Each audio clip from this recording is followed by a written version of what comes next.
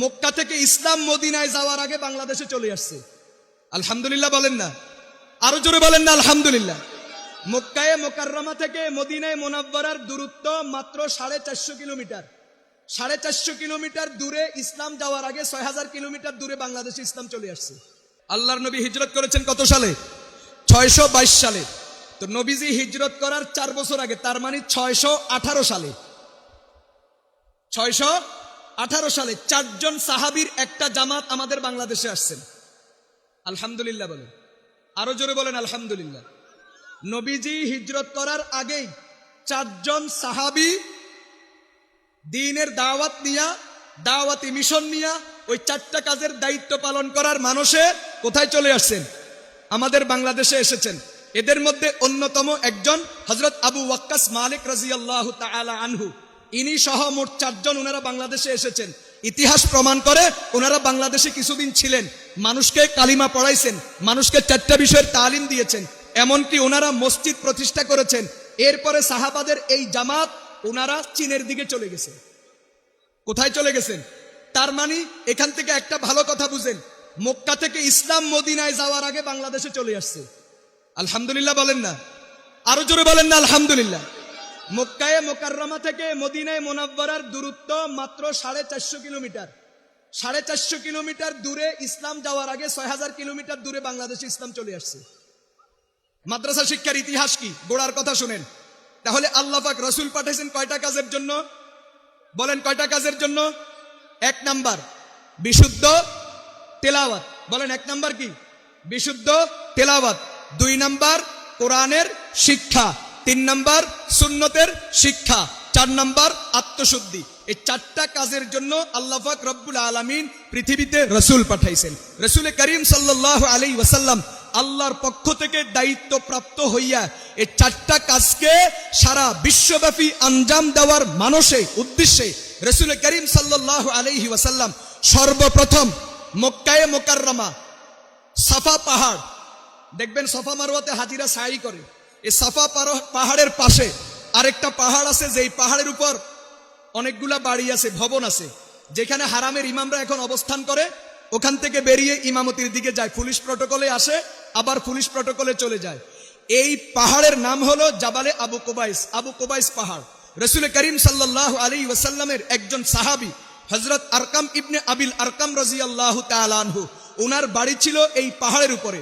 রাসূল করিম সাল্লাল্লাহু আলাইহি ওয়াসাল্লাম সর্বপ্রথম মক্কায়ে মুকাররমাতে ওনার বাড়িকে অস্থায়ী মাদ্রাসা বানাইয়া সাহাবায়ে কেরামকে নিয়ে এখানে এই 4টা বিষয়ের তালিম দিতেন। সুবহানাল্লাহ, সবাই বলেন।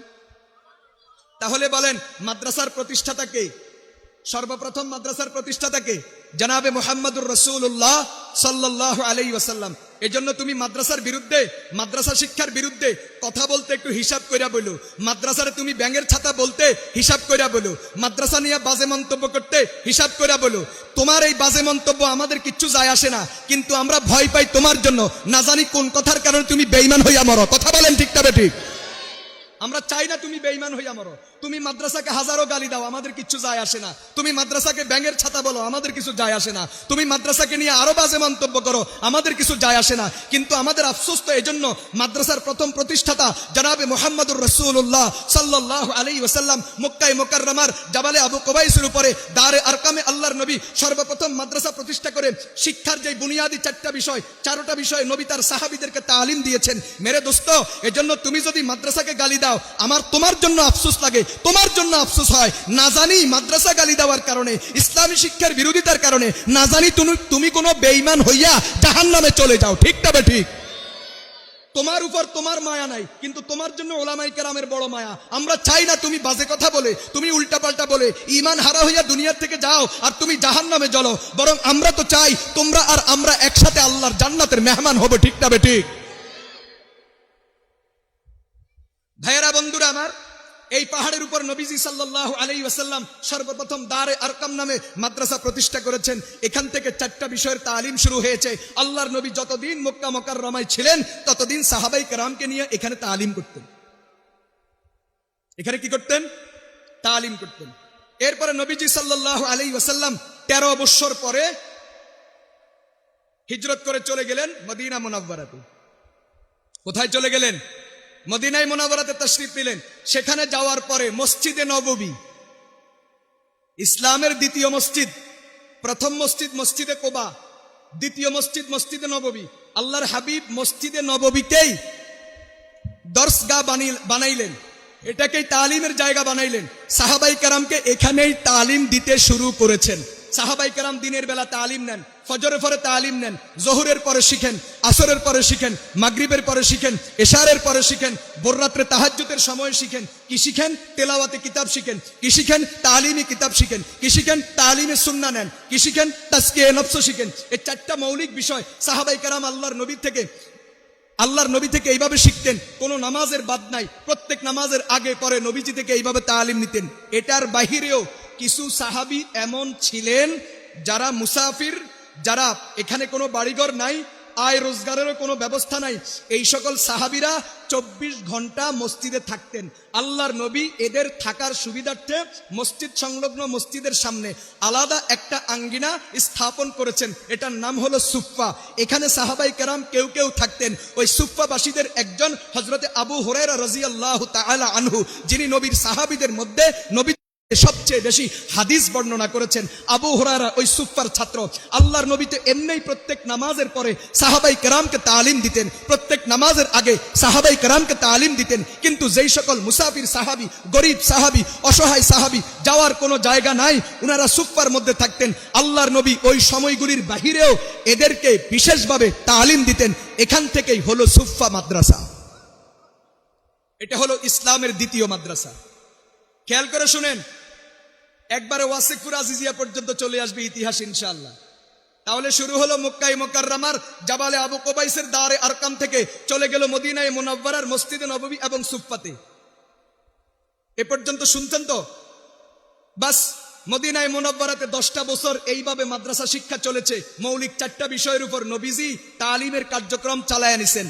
নবীজির ইন্তেকালের পরে সাহাবাই কেরাম আস্তে আস্তে গোটা পৃথিবীতে ছড়ায়া পড়ছেন। যিনি যেখানে গেছেন তিনি ওখানে এই 4টা কাজের দায়িত্ব পালন করেছেন। যিনি যেখানে গিয়েছেন তিনি সেখানে কি করেছেন? 4টা কাজের দায়িত্ব পালন করেছেন। মেরে দোস্ত, সংক্ষিপ্ত ইতিহাস ভালো করে শুনেন। সর্বপ্রথম 618 খ্রিস্টাব্দ, আল্লাহর নবী হিজরত করার 4 বছর আগে, নবীজি হিজরত করেছেন 622 সালে। কত সালে? আল্লাহর নবী হিজরত করেছেন কত সালে? 622 সালে। তো নবীজি হিজরত করার 4 বছর আগে, তার মানে 618 সালে, 618 সালে 4 জন সাহাবীর একটা জামাত আমাদের বাংলাদেশে আসছেন। আলহামদুলিল্লাহ বলেন, আরো জোরে বলেন আলহামদুলিল্লাহ। নবীজি হিজরত করার আগেই 4 জন সাহাবী দ্বীনের দাওয়াত নিয়া, দাওয়াতি মিশন নিয়া ওই 4টা কাজের দায়িত্ব পালন করার মানুষে কোথায় চলে আসছেন? আমাদের বাংলাদেশে এসেছেন। এদের মধ্যে অন্যতম একজন হযরত আবু ওয়াক্কাস মালিক রাদিয়াল্লাহু তাআলা আনহু, ইনি সহ মোট 4 জন ওনারা বাংলাদেশে এসেছেন। ইতিহাস প্রমাণ করে ওনারা বাংলাদেশে কিছুদিন ছিলেন, মানুষকে কালিমা পড়াইছেন, মানুষকে 4টা বিষয়ের তালিম দিয়েছেন, এমনকি ওনারা মসজিদ প্রতিষ্ঠা করেছেন। এরপরে সাহাবাদের এই জামাত ওনারা চীনের দিকে চলে গেছে। কোথায় চলে গেছেন? তার মানে এখান থেকে একটা ভালো কথা বুঝেন, মক্কা থেকে ইসলাম মদিনায় যাওয়ার আগে বাংলাদেশে চলে আসছে। আলহামদুলিল্লাহ বলেন না? আরো জোরে বলেন না আলহামদুলিল্লাহ। মক্কায়ে মুকাররমা থেকে মদিনায়ে মুনাওয়ারার দূরত্ব মাত্র 450 কিলোমিটার। 450 কিলোমিটার দূরে ইসলাম যাওয়ার আগে 6000 কিলোমিটার দূরে বাংলাদেশে ইসলাম চলে আসছে। কথা বুঝেন নাই আপনারা? আচ্ছা, এ পর্যন্ত ব্যাপারটা এইভাবে গেল। এরপরে আপাতত এখানে আর কোনো ইতিহাস মিলে না।